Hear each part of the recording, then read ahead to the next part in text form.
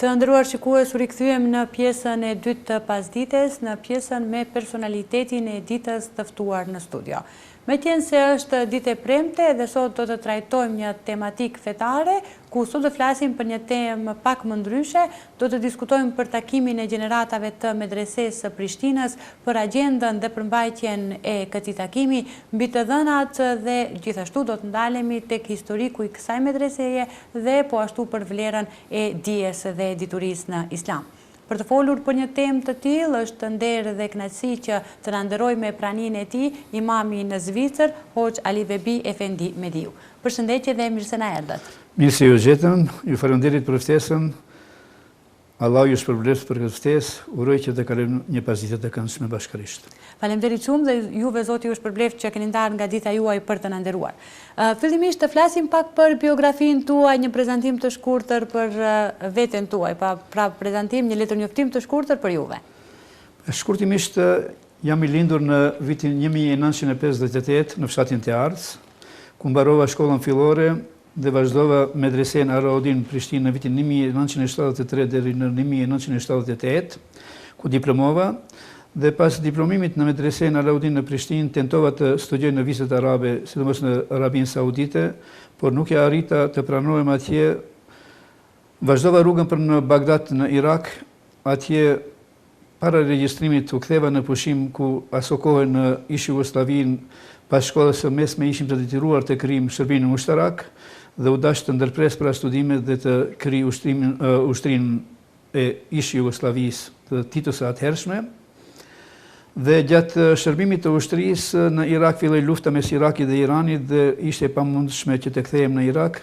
Vazhdova studimet e mia pra në Sarajevo, në Universitetin Islamik Teologjik në Sarajevo dhe në vitin 1984 diplomova pra në Sarajevo. Kjo është një historik i shkurtër, por historiku më i gjatë është pra vazhdimi i rrugtimit tim që pas mbarimit të fakultetit vazhdova pra me gurbet në mërgim në Zvicër dhe kjo është ajo periudha pra më e dhimbshme imja dhe më e suksesshme mund të them në Zvicër. Po. Sigurisht do të flasim edhe për punën tuaj, veprimtarinë tuaj si imam në Zvicër, por të ndalemi në tematikën për të cilën dhe sot ju kemi ftuar në emision. Pra keni bërë, do të bëhet në fakt takimi i gjeneratave të medresesë së Prishtinës. Mund të flasim pak më gjerësisht për këtë takim? Po, sigurisht. Medreseja e Prishtinës është një vatër e dijes që unë jam një nxënës i medresesë Alaudin në Prishtinë. Ne kemi pas takime të rregullta vite pas viteve, kështu kemi pas 2 takime të rregullta të gjeneratës tonë të 11, unë i takoj gjeneratës të 11, dhe në takimin e dytë morëm vesh që të bëjmë një takim të tretë radhës të gjeneratës tonë dhe atë e zgjodhëm qytetin e Tetovës, qytetin Tetov pra, por në ndërpreu pandemia që ndodhi viteve të pandemisë, nuk arritëm të realizojmë këtë dëshirë të takimit të tretë dhe sot pra jemi në afërsi të kalimit, jemi në kalim të periudhës së pandemisë dhe e vazhduam këtë iniciativë, për të marrë këtë iniciativë vendosëm me 19 të muajit korrik të këtij muaji që të takohemi në Tetov për jo vetëm gjenerata 11, por e morëm një vendim bashkarisht me kolegët e gjeneratës që të ftojmë edhe disa gjenerata të mëparshme dhe të mëvonshme që të bëjmë një takim familjar të gjitha gjeneratave mu bashkë në Tetov, pra në Tetovën legjendare. A mund të flasim edhe pak për të dhënat e takimit, pra kur do të jetë takimi për të gjithë ndoshta ata të cilët nuk kanë pasur mundësi të informohen? Pra takimi do të jetë me 19 korrik, ditë e diell, nga ora 10 në lokalet e Miftinisë të Varrezat, do të jetë takimi, atje do të takohemi dashur Allahu që të vinë musafirët që kanë premtuar të vinë, pra është ditë e diell, ditë pushimi dhe ditë që na kanë premtuar pra shumë kolegë që do të marrin pjesë dhe unë shfrytëzoj rastin nëpërmjet televizorit tuaj të ftoj gjithë ata që nuk kanë arritur të njoftohen që të jenë pjesëmarrës për atë takimin ton ka medreseja Alaudin në Prishtinë. Po, si do të jetë përmbajtja e këtij takimit, agjendën, si e keni planifikuar? Agjenda është e planifikuar të kemi disa inserte të filmeve të mosshme të medresesë, që të i përkujtojmë jetën tonë nostalgjike të asaj periudhe që ka qenë vërtet në medrese kemi jetuar në konvikt, kushtet kanë qenë jo sikur sot, kanë qenë shumë modeste, kemi fjetur në një dhomë deri në 20 vetë, Pra në atë hapësirë të vogël që kemi jetuar si një familje, kemi qenë mbi 200 zënës, pra ato momente nuk harrohen asnjëherë dhe as që mund të i harrojmë, prandaj unë i llogaris gjithmonë se kemi qenë një familje e madhe që e kemi ruajtur këtë familje gati 6 dekada.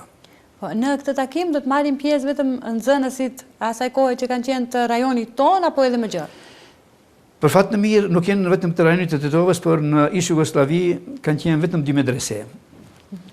Medreseja e Sarajevës dhe Medreseja Alaudin e Prishtinës në ish Jugosllavi, që pjesa dërmuese e popullit shqiptar kemi qenë në medresen Alaudin në Prishtinë, edhe pse ka pasur disa nxënës në Sarajev, por pjesa dërmuese kanë qenë në Prishtinë.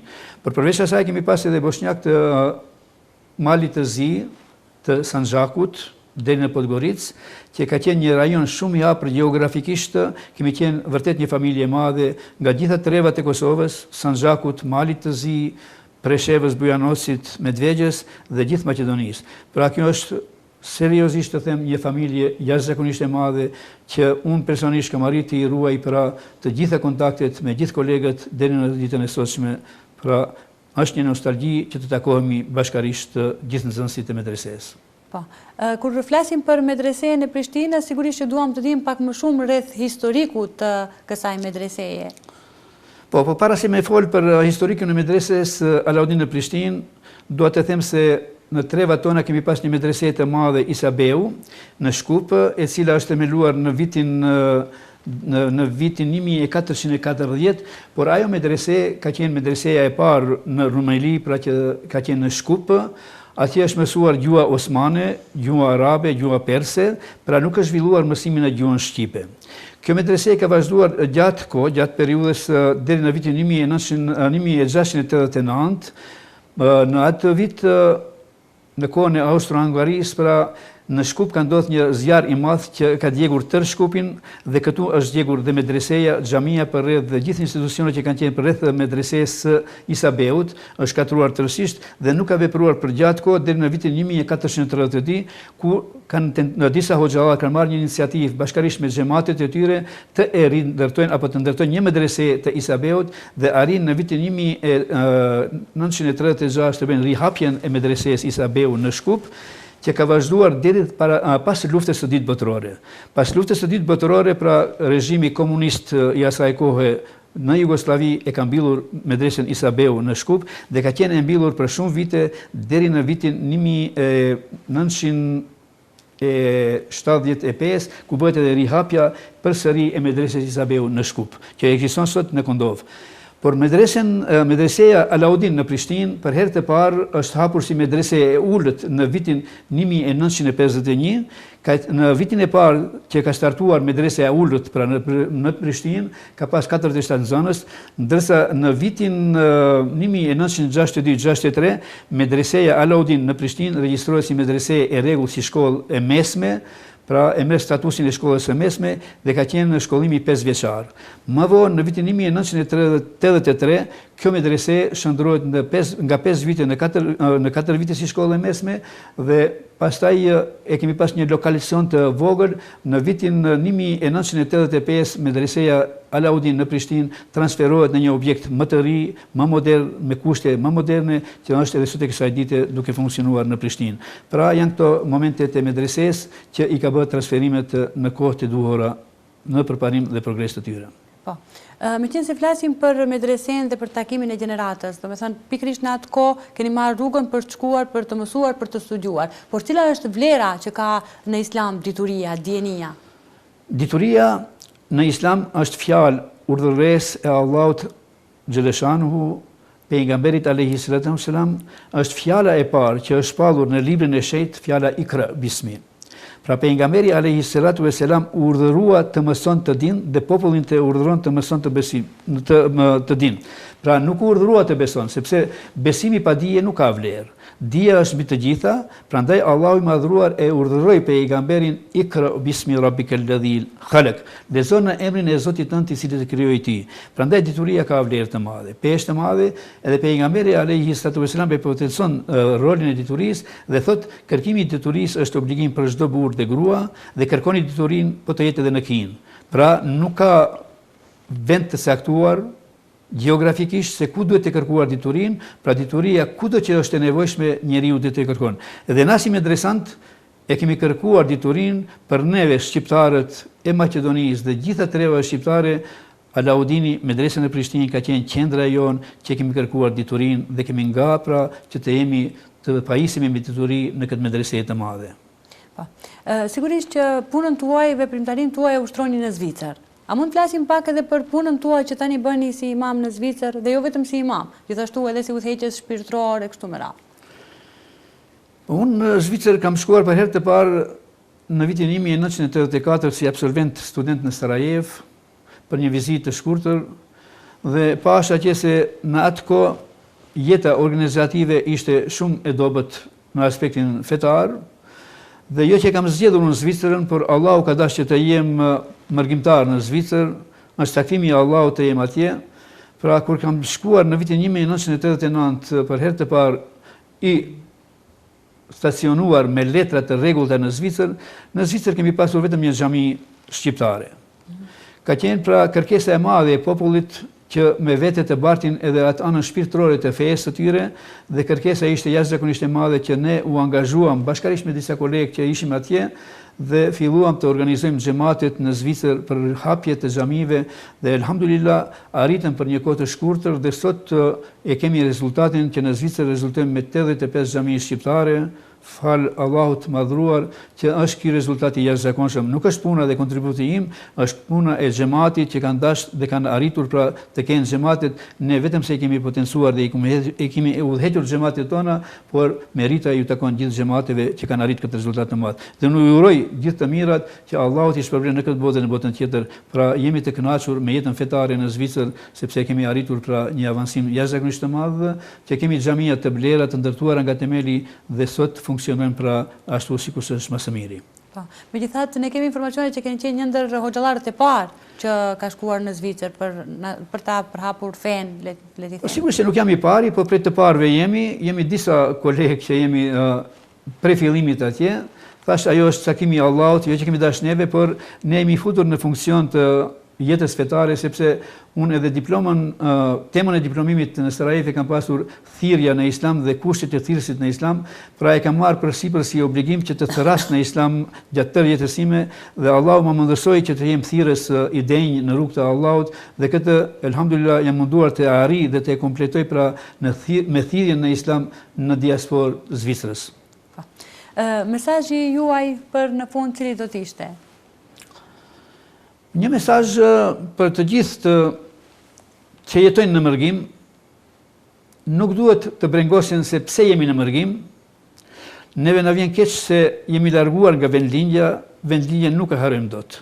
Ne jemi vizituar të vendlindjes pa ndërprerje dhe gjithë grupet që të vizitojnë.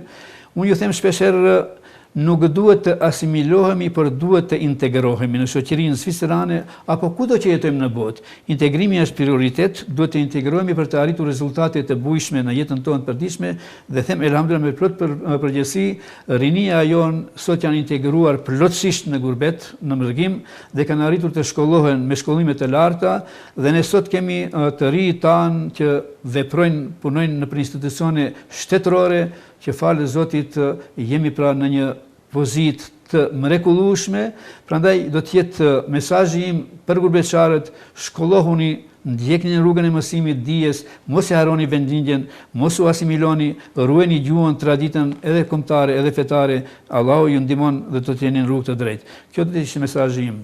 Po, dhe për fund do të dëshiroja edhe një thirrje për sa i përket takimit të medresantëve.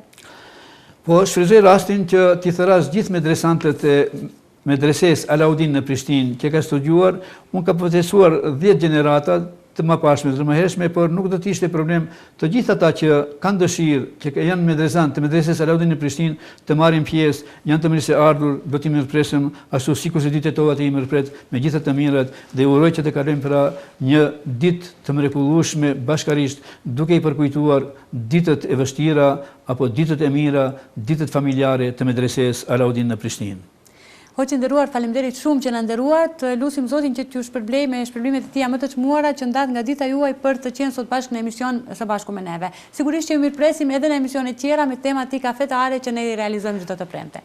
Ju falenderit edhe juve për ftesën dhe mikpritjen e juaj, edhe juve Allah ju shpërbleft dhe do jemi bashkëpunëtor nëse do Allah i madhruar kur do që ka nevojë dhe si të jetë nevoja. Faleminderit shumë edhe një herë. Faleminderit edhe juve.